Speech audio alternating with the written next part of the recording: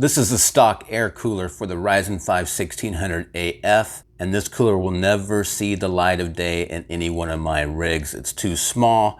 I am all about air cooling, over air cooling, maximum fan power. Let's take a look what I did right after this.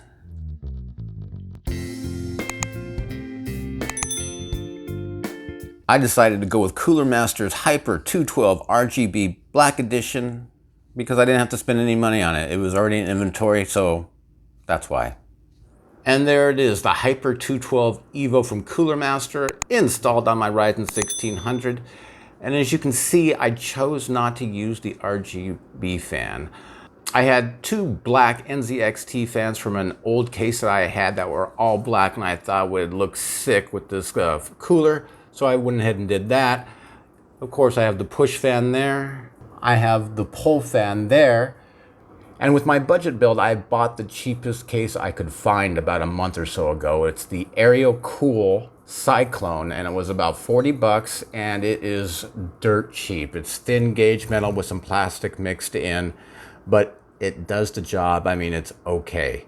And as far as my intake fans, you can see I have 3 intake fans here, but there's only a little space at the bottom where that Noctua fan is for the airflow to actually come in from the front. And because I was building this computer on the cheap, I have 3 different brands of fans. The top fan, I don't know. The middle fan is an Arctic fan, and of course, that bottom fan is a Noctua. I had a spare one laying around there. For my exhaust fans, my rear exhaust is an Arctic fan for about $6 or $7 off Amazon. And then I do have a top exhaust fan up there that is just a cheap LED fan. I think it's an up here fan. So I know I'm going to have some negative pressure, but I just wanted any type of airflow in this kind of restrictive case to help cool down all the components in this PC.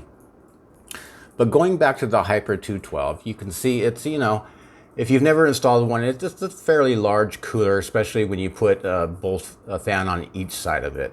I mean, it's not like it's Noctua's NHD15 big, but you get my meaning. But as you can see, it doesn't really cover up your DIMM slots. It actually comes right to the very edge. So you can see my RAM sticks there in slots 2 and 4. And if I wanted to get an extra pair of RAM, I could easily just pop them in there with no problems. But also on this Hyper 212, these fans, they just clip on really easily with these plastic clips. You can see them up there. You just pull and you can take the fan right off if you had to access something underneath those fans, which I don't think you would need to do. But as you can see with this fan installed, you know, you got decent amount of room between the bottom of that fan and whatever GPU you might have there. I can still access the M.2 slot if I needed to and put another hard drive in there if I decided to get an M.2 in the future. I wouldn't have to remove anything, so that kind of makes it easy if I decided to do that. But anyway, I just wanted to show you all how I'm air cooling my Ryzen 5 1600. This build is about 3 days old. I do want to show you a few temps, so let me show that to you really quick. This is just a quick snapshot here. You can see my minimum temperature there is at 28 degrees Celsius, and that is with the acrylic side panel off. And with it on, it's about, you know, 30 degrees at room temperature or so.